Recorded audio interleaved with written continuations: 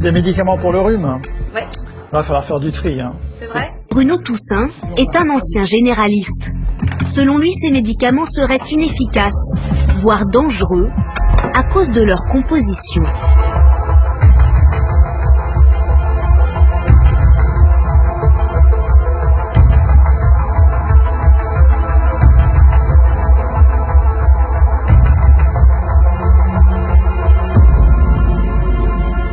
Si on prend le paracétamol, ça va calmer un peu la fièvre si on a beaucoup de fièvre. Mais en général, dans le rhume proprement dit, ça va pas très loin. Et puis alors, il y a un deuxième médicament là-dedans, pseudoéphédrine. Alors ça, pseudoéphédrine, c'est ce qu'on appelle un vasoconstricteur. C'est un médicament qui a tendance à resserrer les vaisseaux.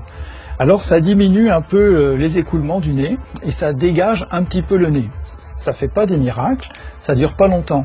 Et puis surtout le problème bien sûr c'est que c'est pas spécifique du nez du tout. C'est un médicament en comprimé qui fait de l'effet sur l'ensemble du corps. Donc ça a tendance à augmenter la tension artérielle et ça peut resserrer d'autres vaisseaux que ceux du nez, par exemple ceux du cœur ou ceux du cerveau. Ces effets secondaires sont bien signalés sur les notices. Risque d'accidents vasculaires cérébraux, d'hypertension artérielle et même d'infarctus du myocarde. Les plus graves sont causés par ces vasoconstricteurs comme la pseudoéphédrine, une molécule présente dans la composition d'un médicament anti-rhume sur 2.